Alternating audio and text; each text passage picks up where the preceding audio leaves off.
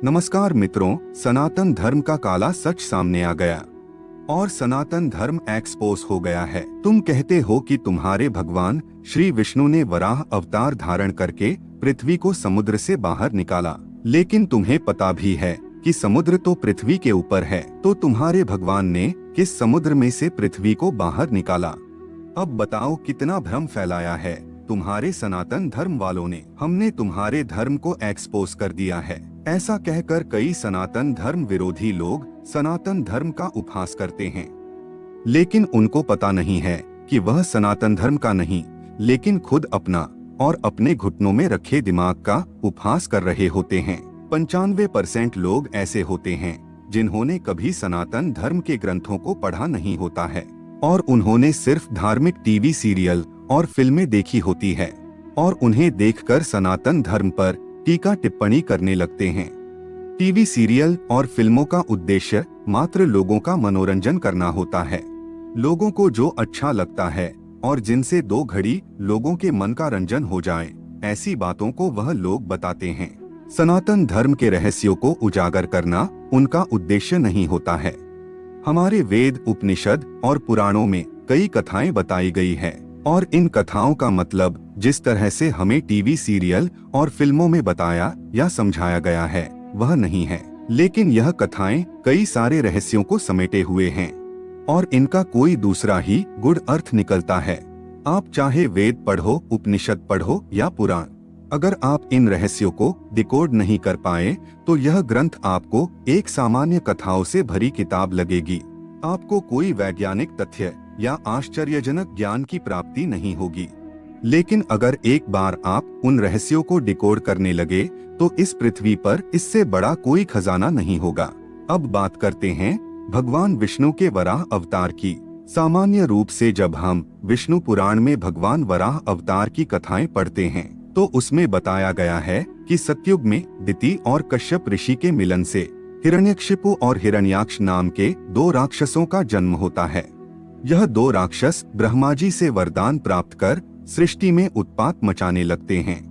हिरण्याक्ष नाम का राक्षस पृथ्वी को समुद्र में छिपा लेता है और इस पृथ्वी को जल में से बाहर निकालने के लिए भगवान विष्णु वराह का अवतार लेते हैं और हिरण्याक्ष का वध करके पृथ्वी को समुद्र में से बाहर निकालते हैं।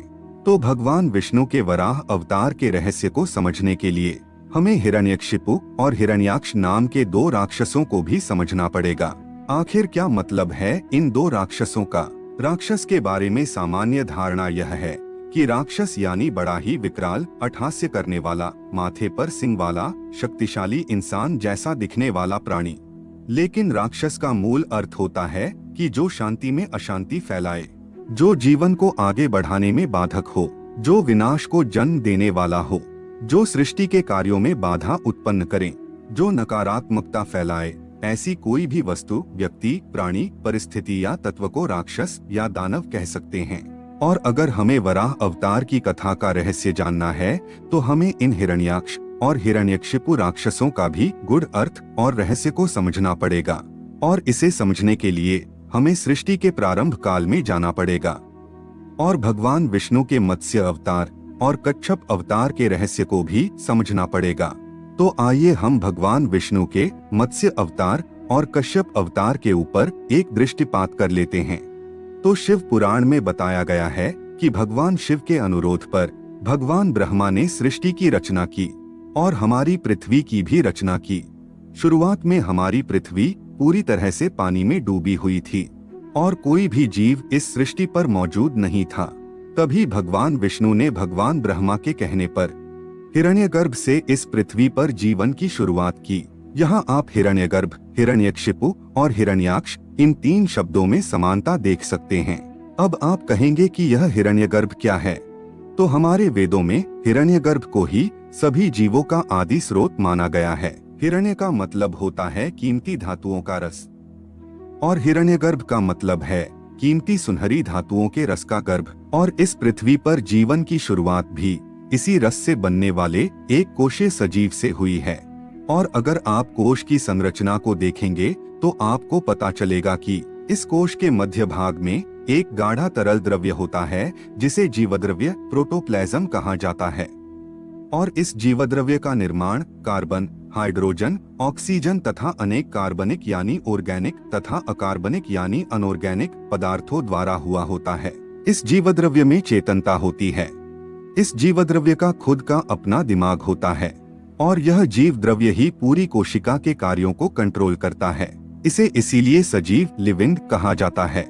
जीव वैज्ञानिक इसे जीवन का भौतिक आधार फिजिकल बेसिस ऑफ लाइफ नाम से संबोधित करते हैं। आधुनिक जीव वैज्ञानिकों ने जीवद्रव्य का रासायनिक विश्लेषण करके यह तो पता लगा लिया है कि उसका निर्माण किन किन घटकों द्वारा हुआ है, किंतु आज तक किसी भी वैज्ञानिक को उस जीवद्रव्य में प्राण का संचार करने में सफलता हाथ नहीं लगी है।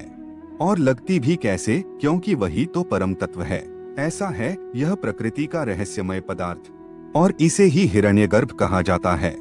समुद्र में सबसे पहले एक कोश रचना वाले सजीवों के साथ साथ समुद्री शैवाल और वनस्पति की उत्पत्ति हुई, लेकिन अभी तक भगवान का अवतार धरती पर नहीं हुआ था।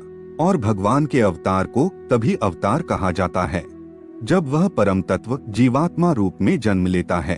भगवान विष्णु के मत्स्य अवतार के बारे में बताया जाता है कि भगवान विष्णु ने यह अवतार सृष्टि को प्रलय से बचाने के लिए लिया था। और यह भी बताया गया है कि हयग्रीव नाम के राक्षस ने ब्रह्मा से वेदों को चुराकर समुद्र की गहराइयों में छुपा दिया था और इस वेदों के उद्धार के लिए भगवान विष्णु ने मत्स्य अवतार लिया। लेकिन वेद कोई किताब के रूप में नहीं थे, जैसे कि आज के जमाने में हम ग्रंथों के रूप में देखते हैं कि कोई भी उसे चुरा के ले जाए। तो इस कथा में वेदों का क्या मतलब है?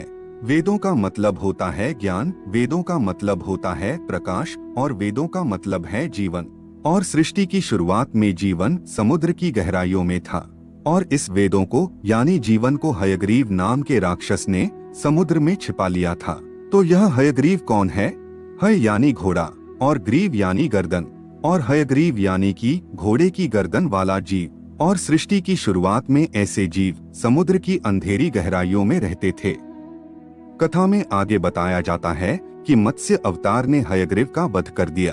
तो इसका मतलब है कि हयग्रीव का इवोल्यूशन यानी क्रमिक विकास होकर वह मत्स्य मछली बना और इस तरह से वेद यानी कि जीवन समुद्र के अंधेरे में से मत्स्य के रूप में बाहर निकला। आज भी यह हयग्रीव यानी कि समुद्री घोड़ा सिर्फ ग्रीष्म काल में ही देखने को मिलता है और बाकी मौसम में यह समुद्र की किन गहराइयों में चला जाता है उसे वैज्ञानिक भी पता नहीं कर पाए हैं। तो इस तरह हयग्रीव का वध ना होता यानी कि उसका क्रमिक विकास ना होता तो जीवन समुद्र की गहराइयों में ही खत्म हो जाता, जिसे प्रलय के रूप में दर्शाया गया है। लेकिन भगवान ने मत्स्य रूप में अवतार लेकर जीवन को प्रलय से बचाया और इस मत्स्य अवतार के बाद समुद्र में क्रमिक विकास का कार्य तेजी से होने लगा और कई नए नए सजीव अस्तित्व में आने लगे और समुद्र में एवोल्यूशन का क्रमिक विकास का एक मंथन सा शुरू हो गया। इसे हमारे पुराणों में समुद्र मंथन की कथा से दर्शाया गया है। इस क्रमिक विकास में सजीवों में कुछ पॉजिटिव बदलाव आ रहे थे तो कुछ नेगेटिव बदलाव भी आ रहे थे। इस पॉजिटिव बदलाव को देवों के रूप में और नेगेटिव बदलाव को दानवों के रूप में दर्शाया गया है। और इस क्रमिक विकास के चलते भगवान ने कच्छप रूप में अवतार लिया और जिसे हम उभयचर कहते हैं। और यह उभयचर ही जीवन को आगे बढ़ाने वाला मुख्य आधार था और इसी उभयचर में से सरीसृप अस्तित्व में आए। लेकिन अभी तक जीवन पूरी तरह से पृथ्वी पर बाहर नहीं आया था और यह जीवन समुद्र में से पृथ्वी पर बाहर आया तो वह था सस्तन प्राणियों के रूप में। सरीसृपों में से लाखों सालों के संघर्ष के बाद सस्तन प्राणियों का विकास हुआ और इस संघर्ष को हमारी पुराण कथाओं में वराह और हिरण्याक्ष के युद्ध के रूप में दर्शाया गया है। सरीसृप में से सस्तन प्राणी तभी बन सकते हैं जब उनके डीएनए में आए हुए जीन्स में बदलाव हो और यह डीएनए कोशिकाओं के न्यूक्लियस में होता है और जिसे हमारे वेदों में हिरण्यगर्भ कहा गया है। अब हम हिरण्याक्ष का मतलब समझते हैं। हिरण्याक्ष शब्द दो शब्दों से बना है, हिरण्य प्लस अक्ष यानी कि हिरण्य के आंसू और हिरण्यकशिपु यानी हिरण्य में स्थिरता, मतलब कि हिरण्याक्ष राक्षस यानी हिरण्यगर्भ जिसे हम कोशिकाओं का जीवद्रव्य कहते हैं, उसमें आए हुए डीएनए के जीन्स का ऐसा कोडिंग जो सरीसृपों को सस्तन प्राणियों में विकसित नहीं होने देता था। इस जीन्स के नष्ट होने से सरीसृप सस्तन प्राणियों में विकसित हुए और सस्तन प्राणियों को भगवान विष्णु के वराह अवतार के रूप में दर्शाया गया है। और इन सस्तन प्राणियों से जीवन समुद्र में से पूरी तरह से धरती पर पृथ्वी पर आया, जिसे बताया जाता है कि भगवान वराह के द्वारा पृथ्वी को समुद्र में से बाहर लाया गया। हमारे पुराणों में कई सारी बातों को प्रतीकों के द्वारा दर्शाई गई है, जिसे हमें उसके सही अर्थ में जानना होगा। अब आइए हम आपको कुछ दिलचस्प दिखाते हैं। यह खजुराहो के वराह मंदिर में आई हुई भगवान वराह की मूर्ति है। आप इस मूर्ति के नीचे भगवान वराह के पैरों में पड़े हिरण्याक्ष को देख सकते हैं, जिसे एक सरीसृप के रूप में दर्शाया गया है। अब हम आपको उदयगिरी की गुफाओं में आई हुए भगवान वराह के स्कल्पचर को दिखाते हैं। इसमें भी आप साफ तौर से देख सकते हैं कि हिरण्याक्ष नाम के राक्षस को यहाँ सर्प के रूप में दर्शाया गया है, जो हारकर भगवान वराह के पैरों में पड़ा है और भगवान वराह ने पृथ्वी देवी को ऊपर उठाया हुआ है। तो प्राचीन निर्माताओं ने हिरण्याक्ष नाम के राक्षस को सरीसृप के रूप में क्यों दर्शाया है?